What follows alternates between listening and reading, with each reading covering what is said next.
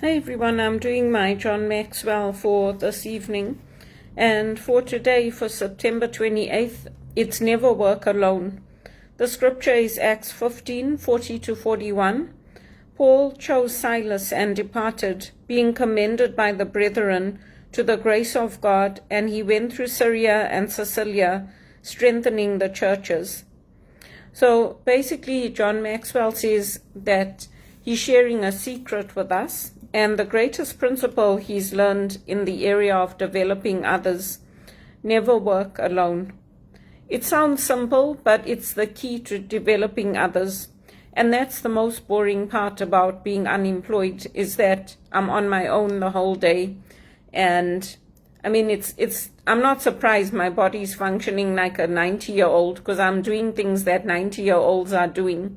Cooking and baking and sewing and watching TV, and it's really not a way to live, at least not for me. I miss being around others, I miss working with others, and it's very boring, actually. It's very depressing. That's why I keep myself occupied, I keep myself busy. And John Maxwell is saying, whatever you do, anything that you want to pass along to others, take someone along with you. And that's true. So I've shared lots of my stories of memories from my childhood, things we did together as a family, things I've done here in Ontario, in Toronto, trips I've been on in Europe.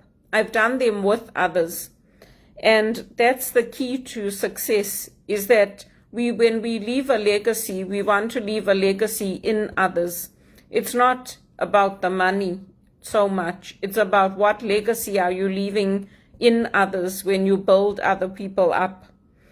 And this isn't necessarily a natural practice for many of us. Some people don't like it. They don't like being in teams. They don't like working with other people. They like to be alone. So it depends on who you are.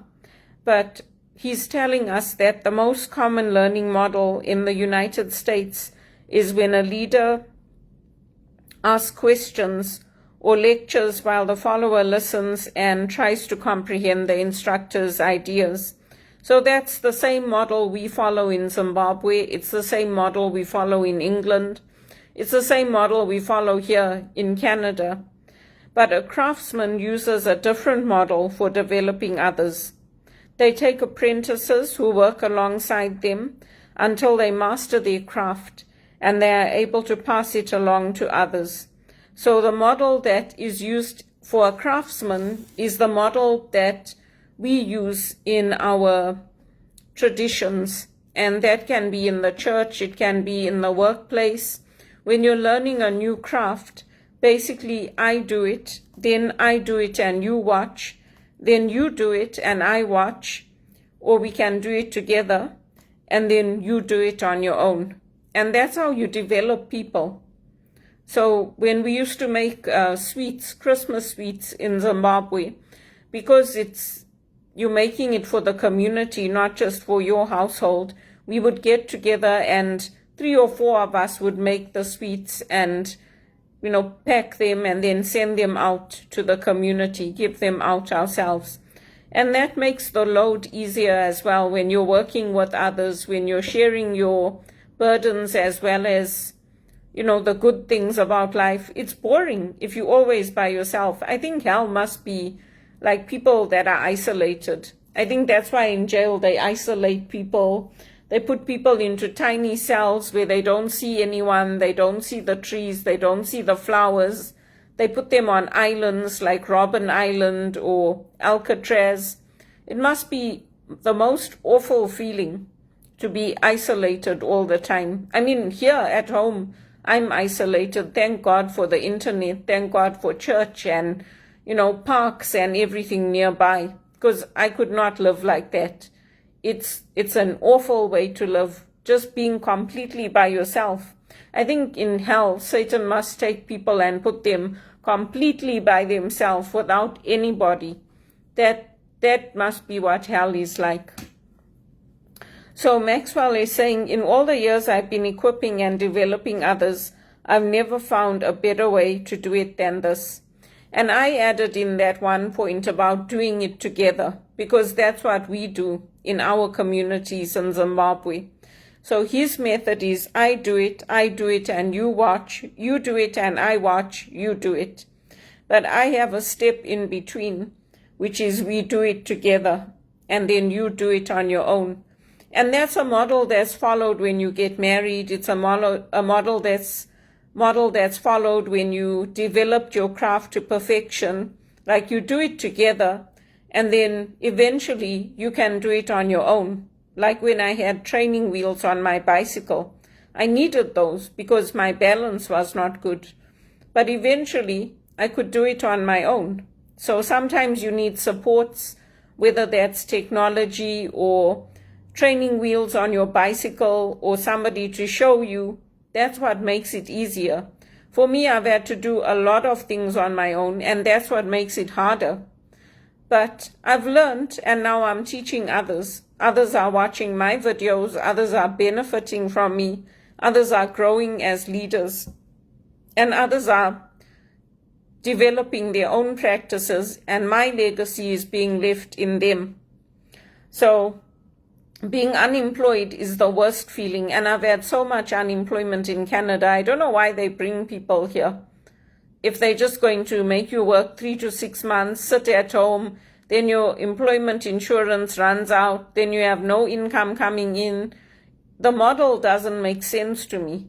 The model that used to work is you bring in people that you need. You make sure there's enough jobs for the people here. And then you bring in people that you need to build on that.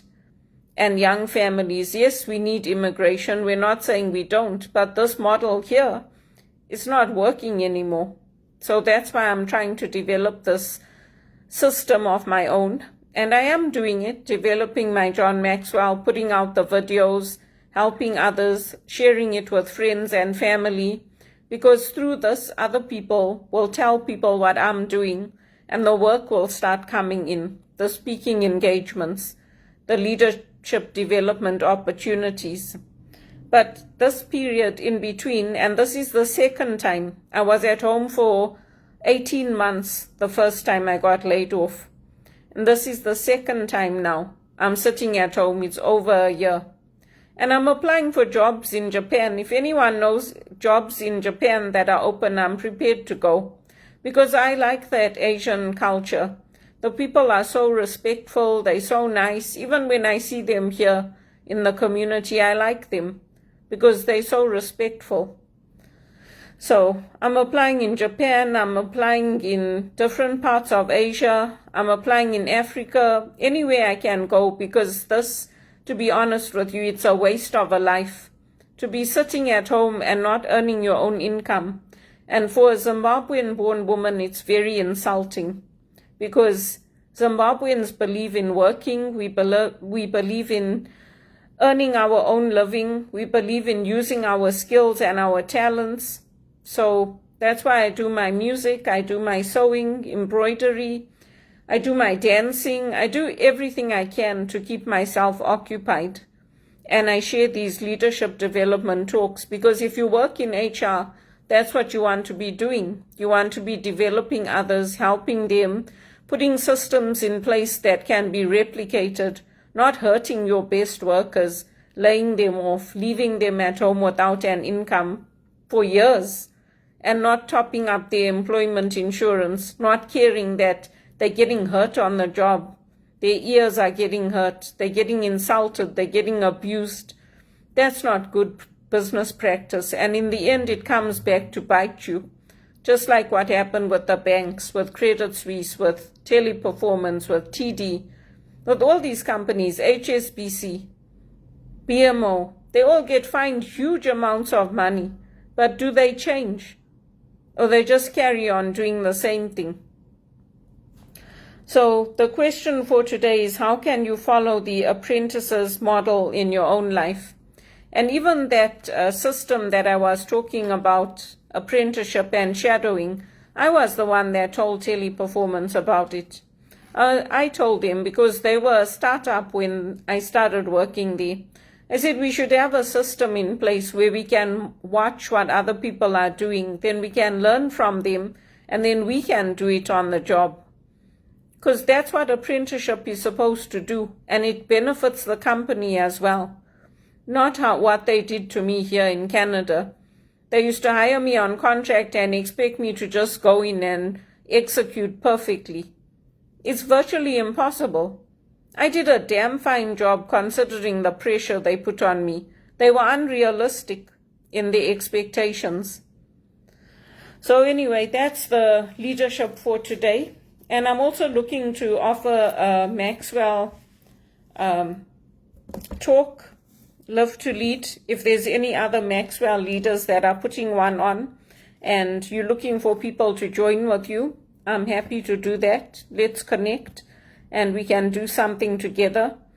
And, hopefully the top executive can also come, John Maxwell and Mark Cole and all of them, Chris Robinson. It would be nice if they came and we could put on a paid event, because all of us are looking to get an income at the end of the day.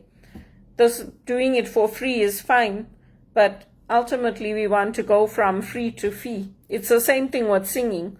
When people sing, they want to go from free to fee. Initially you start singing in your churches, then you start going out to theaters, and then eventually you get an income coming from that. So it's a model, it's a process that we follow.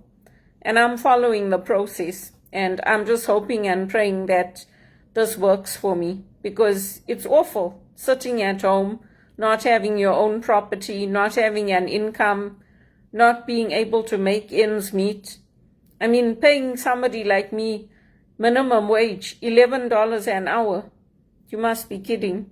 I've seen lots of adverts here in the condo. People ask for cleaners. I told them I don't know anyone. They must clean their own units.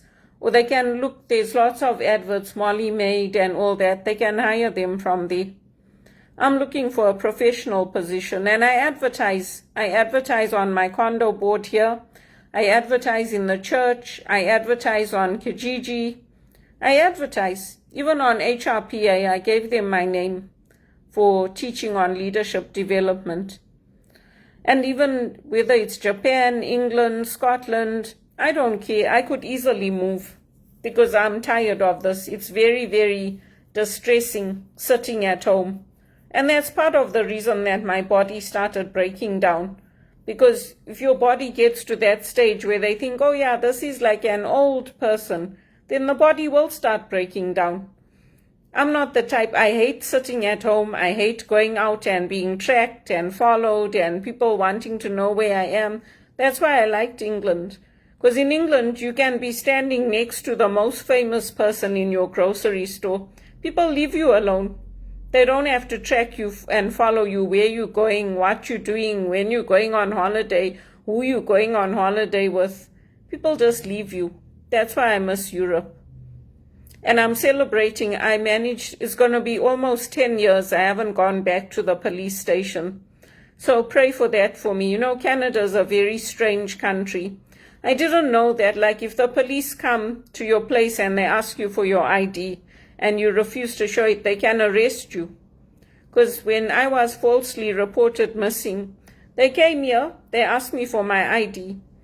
I said, yeah, I'll give it to you. I went and I got it from my bedroom and I showed them.